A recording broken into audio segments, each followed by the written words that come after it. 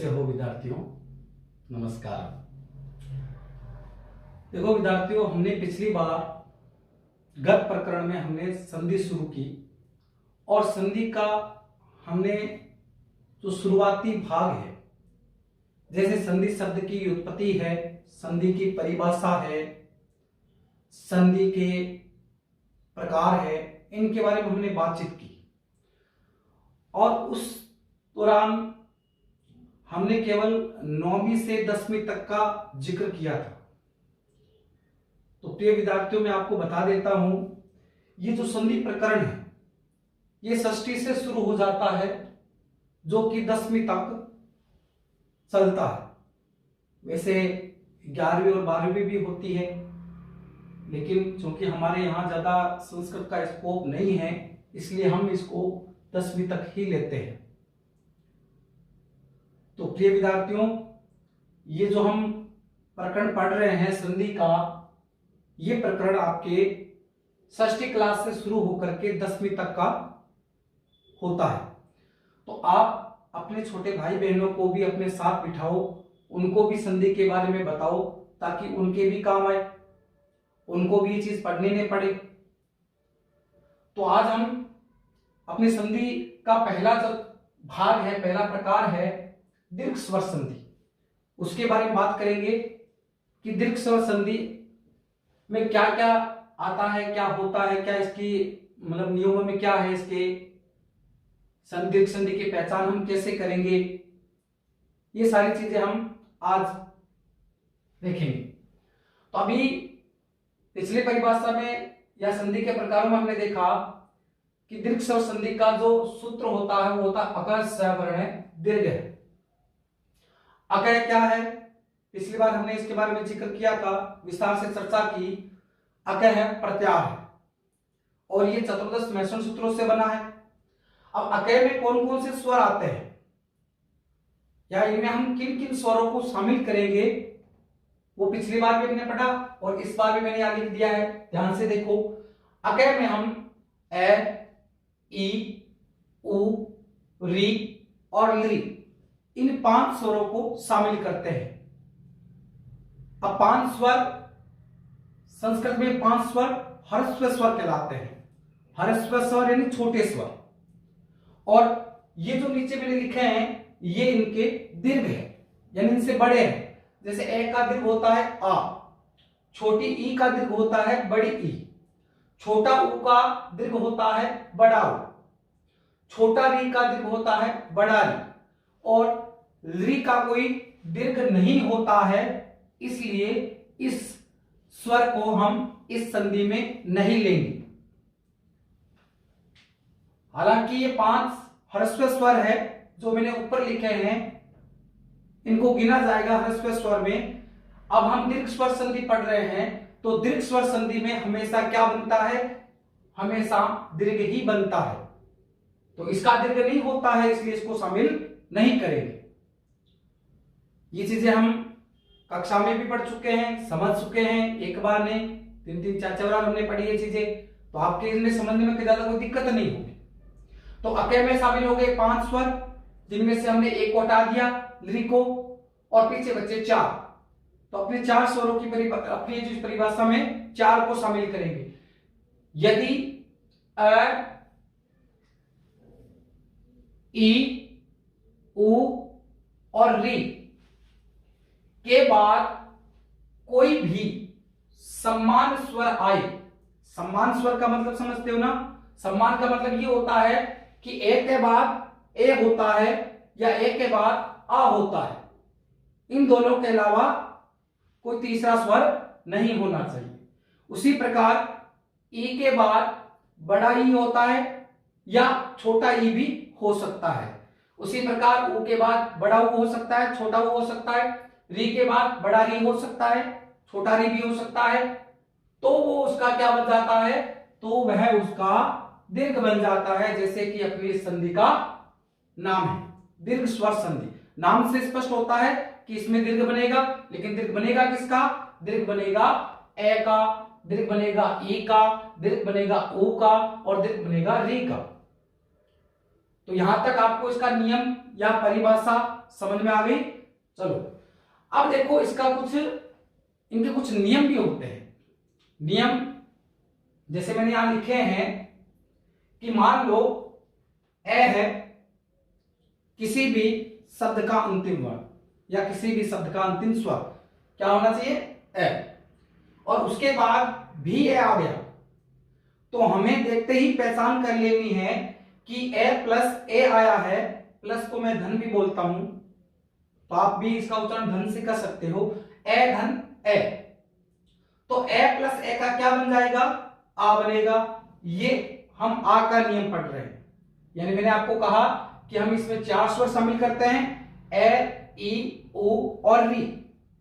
तो ए का दीर्घ होता है आ, छोटी ई का दीर्घ होता है बड़ी, छोटा उ का दीर्घ होता है बड़ा उ और छोटा री का दीर्घ होता है बड़ा री। तो हम यहां पर चारों का जिक्र करेंगे, आ, बड़ी, बड़ा उ और बड़ा री। यानी ए प्लस ए हो तो आ बन सकता है, आ प्लस ए हो तो भी आ बनेगा, अगर ए प्लस आ हो तो भी आ बन सकता है, और अगर आ प्लस आ हो तो भी आ बनेगा। जैसा कि मैंने यहां पर इनके उदाहरण लिखे हैं।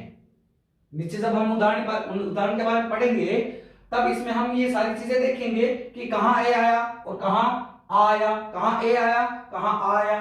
तो ये सारी चीजें अभी हम नीचे उदाहरण पढ़ेंगे तब पढ़ेंगे। पहले आप ये देखो बड़ी का कैसे बनता है, जैसे छोटी प्लस छोटी, ये क्या बन गया, बड़ाई।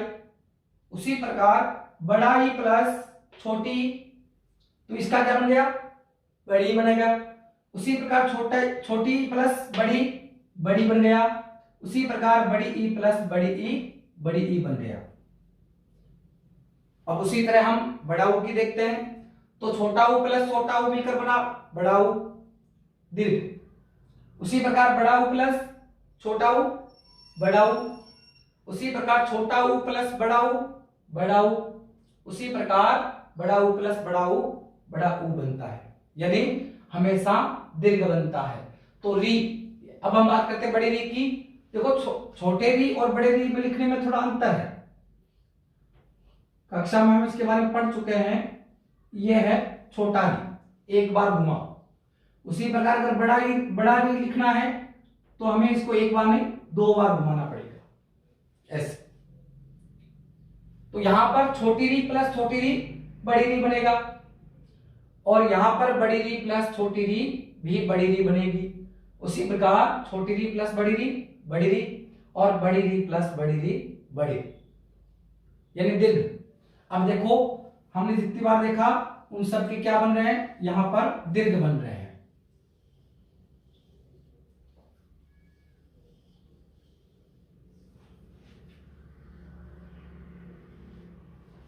ये 4 स्वर हमारे पास है, आ, बड़ी, बड़ाऊ और बड़ा। और हमने यहां पर नियम के अनुसार इनमें मतलब सभी स्वरों में हमने ये सारे देख लिए। अब इनके उदाहरणों की जब हम बात करते हैं कि संधि हमेशा, ये हमने उस पहले वाले प्रकरण में पढ़ा था कि संधि हमेशा 2 वर्णों में होती है। और वो 2 वर्ण कौन से हैं, वो 2 वर्ण होता है हमेशा पहले पद का अंतिम वर्ण और द्वितीय पद का प्रथम वर्ण। अब पहले पद का अंतिम, यहां जैसे मैंने उदाहरण लिखा है राम प्लस अवतार, राम प्लस अवतार। अब राम में हम अंतिम वर्ण देखते हैं और अवतार में हम प्रथम वर्ण देखते हैं। उसी प्रकार विद्या प्लस अर्थी, तो विद्या का अंतिम वर्ण और अर्थी का प्रथम वर्ण। उसी प्रकार देव प्लस आले, देव प्लस आले में देव का अंतिम वर्ण और आले का प्रथम वर्ण। उसी प्रकार विद्या प्लस आले, तो विद्या का अंतिम वर्ण और आले का प्रथम वर्ण। रवि प्लस इंद्र, रवि का अंतिम वर्ण और इंद्र का प्रथम वर्ण। श्री प्लस इंद्र, तो श्री का अंतिम वर्ण और श्री का प्रथम वर्ण और इंद्र का प्रथम वर्ण, श्री का अंतिम और इंद्र का प्रथम। परीक्षा, परीक्षा में देखो परी प्लस इक्षा, परी का अंतिम वर्ण और इक्षा का प्रथम वर्ण।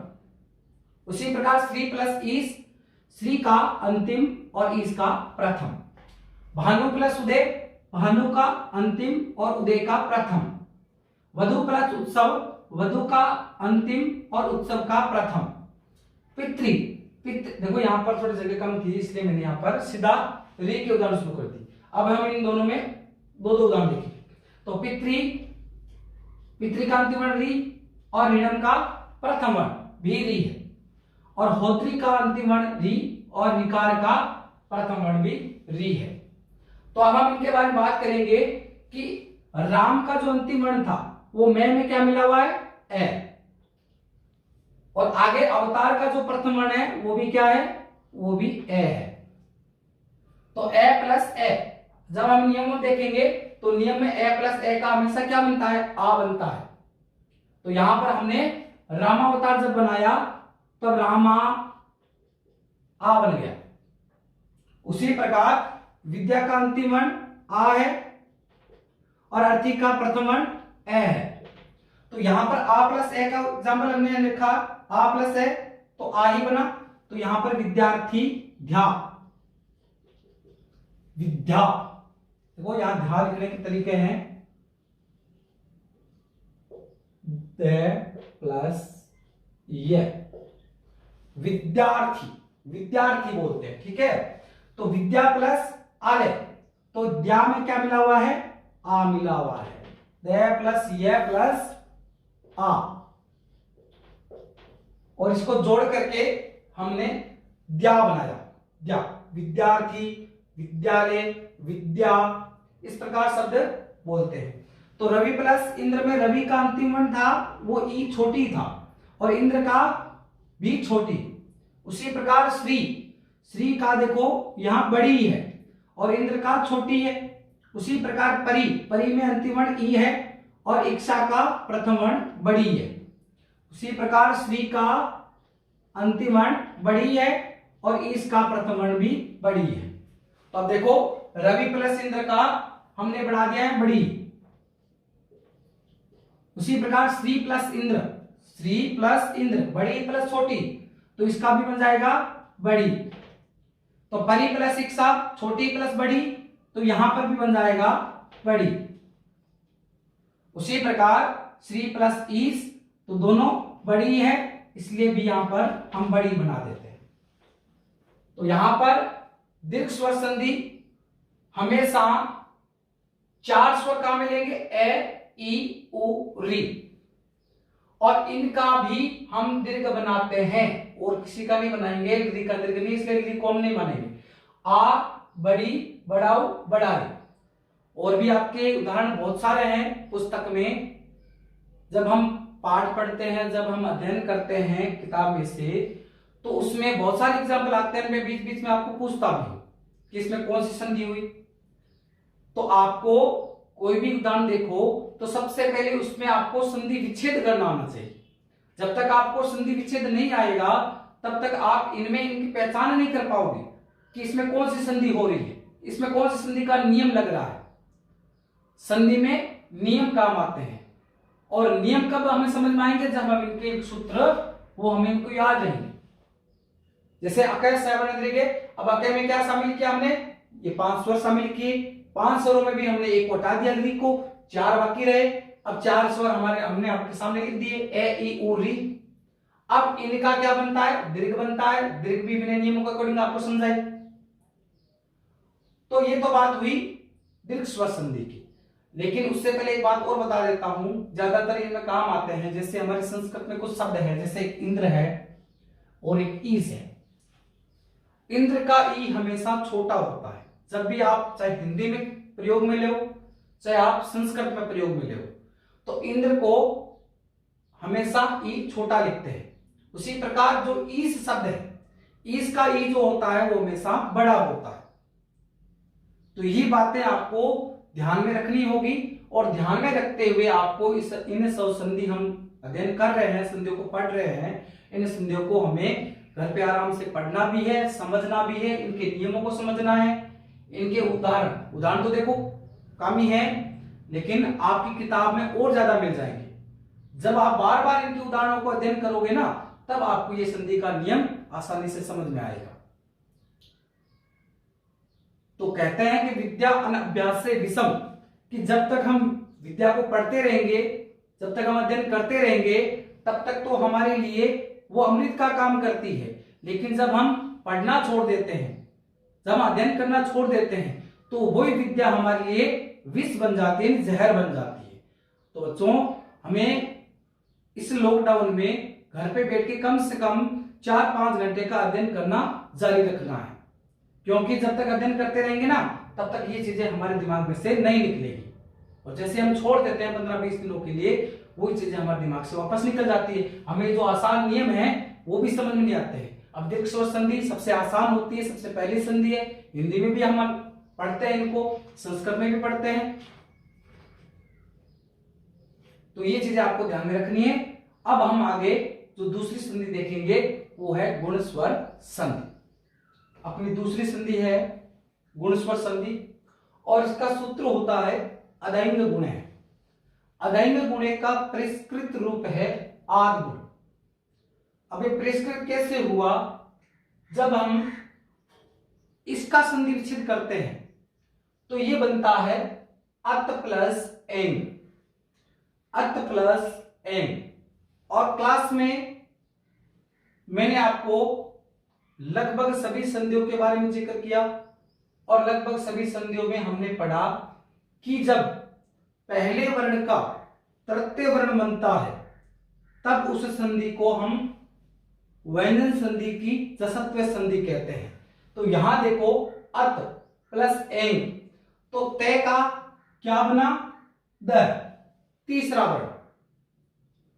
तो अत में हम कौन कौन से स्वर लेते हैं, उसके बाद एंग में कौन कौन से स्वर आते हैं। देखो, एंग एक संधि का सूत्र है जो अपने स्वर संधि में आएंगी, और इसके बारे में हमने अपने पहले प्रकरण में, जब हमने पहले वीडियो में जब हमने संधि की परिभाषा, प्रत्याहार, महस्मरण सूत्र देखे थे या संधि के प्रकारों के नाम लिखे थे, उसमें जो सबसे लास्ट में संधि थी पररूप और पूर्व रूप, तो उसमें भी ये एंग काम आने वाला है।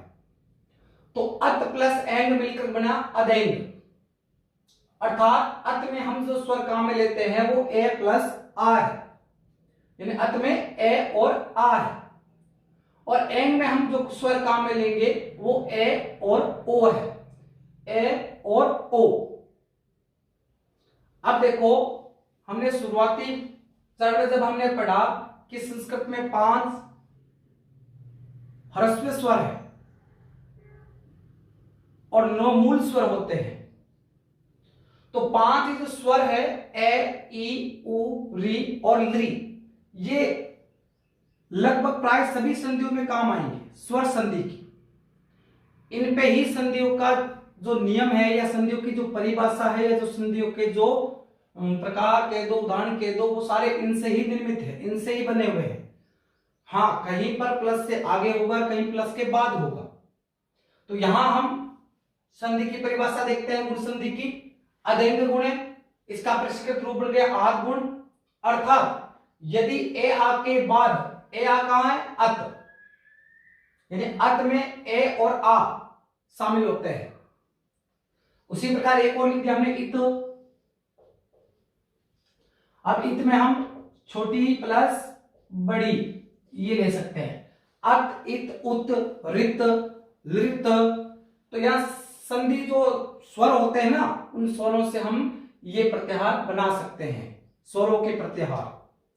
तो अत में हमने ए आ ले लिया, उसके बाद कहता है यदि ए आ के बाद, अब हम अपने जो 5 मूल स्वर है उनमें आते हैं। ए आ के बाद अगर ई, उ, री और लृ आए तो ई का ए बनता है। ई का क्या बनेगा? ए बनेगा। नियम फिर से बोलता हूं, यदि ए आ के बाद, यदि जो प्लस वाला चिन्ह है उस प्लस से चिन्ह से पहले यहां पर क्या हो सकता है? यहां पर ए हो सकता है, यहां पर आ हो सकता है। प्लस से पहले ए आ के बाद क्या आना चाहिए? ई आना चाहिए। ई आ गया, छोटी भी हो सकता है और बड़ी भी हो सकता है, यानी ह्रस्व भी हो सकती है और दीर्घ भी हो सकती है। तो ए आ के बाद ई आया, तो ई का हमने क्या बना दिया, ए बना दिया। ए एक मात्रा वाला, ये लो, ए एक मात्रा वाला। और अगर ए आ के बाद ऊ आया, तो ऊ का हम क्या बनाएंगे, यहां पर ऊ का ओ बनाएंगे। ओ पर भी कितनी मात्रा होती है, एक मात्रा। अर्थात निष्कर्ष, अगर हम, नियम हमें पता है, अगर हमें किसी शब्द के ऊपर एक मात्रा प्रतीत होती है या एक मात्रा लगी हुई दिखाई देती है, तो संभवतः वो गुण संधि हो सकती है, अगर वो नियम के अनुसार हो तो। यानी एक मात्रा एक पहचान है, छोटी सी पहचान होती है कि यहां ये गुण संधि हो सकती है। लेकिन उसके लिए भी आपको संधि के नियम यानी संधि विच्छेद करने आने चाहिए। जब तक आपको संधि विच्छेद करने नहीं आएंगे, तब तक आप भले ही एक मात्रा दो मात्रा याद रखो, क्योंकि एक मात्रा दो मात्रा सब में होती है लगभग, और हर किसी में ये गुण संधि नहीं हो सकती। अगर नियम के अनुसार है तब तो सही है, और नियम के अनुसार नहीं है तब कई अपवाद भी हो सकते हैं कि गुण के वृद्धि संधि में भी आ सकते हैं, एक मात्रा वाले भी। तो यहां पर ई आया तो एक मात्रा वाला ए बन गया, अगर ऊ आया तो एक मात्रा वाला ओ बन गया। और ए आके बाद अगर री आया, री से ऋषि वाला, तो उसका हम क्या बनाएंगे, अर, अर बनेगा। अर में रे हलंत है, यानी रे आधा है, ये ध्यान रखना। और अगर ए आके बाद री आया, तो री का हम अल बनाएंगे, और अल में भी ले हलंत है, हलंत है ना आधा। संस्कृत में तीन पहचान चिन्ह होते हैं, एक तो ये है, दूसरा ये है, और तीसरा ये है। इसको बोलते हैं विसर्ग, इसको बोलते हैं अनुस्वार, और इसको बोलते हैं हलंत। हलंत जहां लगता है इसका मतलब वो वर्ण या व्यंजन वर्ण आधा होता है। तो यहां पर हमने क्या क्या बनाए, ए का हमने ई का हमने ए बनाया एक मात्रा वाला, ओ का हमने ओ बनाया, री का हमने अर बनाया, और री का हमने अल बनाया। तो अब आते हैं हम अपने उदाहरणों की तरफ। ई का ए कैसे बनता है, जैसे नर प्लस इंद्र। तो यहां पर देखो ए आया है रे में, व्यंजन वर्ण में जो मिला हुआ स्वर है उसमें हम उसको आधा या उसको हम स्वर के रूप में गिनेंगे। तो रे में ए मिला हुआ है, तो हमने अंतिम वर्ण को ए माना है। और इंद्र का जो प्रथम वर्ण है वो भी ई है, तो दोनों स्वर आ गए ना। हम अभी स्वर संधि पढ़ रहे हैं, स्वर संधि का दूसरा जो प्रकार है गुण स्वर संधि पढ़ रहे हैं। तो यानी इनमें भी हमें स्वरों को काम में लेना है। तो नर का ए और इंद्र का ई, उसी प्रकार सुर, सुर में क्या मिला हुआ है, ए, और इंद्र का ई। च में ए मिला हुआ है और इति का ई। उसी प्रकार महा, महा में आ मिला हुआ है और इति इंद्र का ई। राका में हम देखते हैं आ है और ईस का ई बड़ा है। उसी प्रकार तथा का आ है, देखो प्लस से पहले ए भी हो सकता है और आ भी हो सकता है, दोनों हो सकते हैं। तो राका या राजा में आ है और ईस का ई बड़ा है, ई छोटा भी हो सकता है, ई बड़ा भी हो सकता है। उसी प्रकार महा में आ है और इंद्र का ई छोटा है। तो अभी हमने बात की छोटी प्लस बड़ी की, तो छोटी प्लस बड़ी का क्या बनाएंगे, ए बनाएंगे। तो यहां हमने देखो नर प्लस इंद्र का क्या बना दिया, नरेंद्र, नरेंद्र ए, यानी हमने क्या बनाया यहां पर, ए बनाया। उसी प्रकार सुर प्लस इंद्र का सुरेंद्र, ए बना दिया। उसी प्रकार च प्लस इति का चेती, चैन और इति का अर्थ है इस प्रकार और इस प्रकार, यानी इनके अर्थ भी होने चाहिए। संधि हमेशा सार्थक शब्दों में होती है, निरर्थक शब्दों में नहीं होती। तो च प्लस इति चेती और इस प्रकार। महा प्लस इंद्र महेंद्र, है के ऊपर एक मात्रा लगी।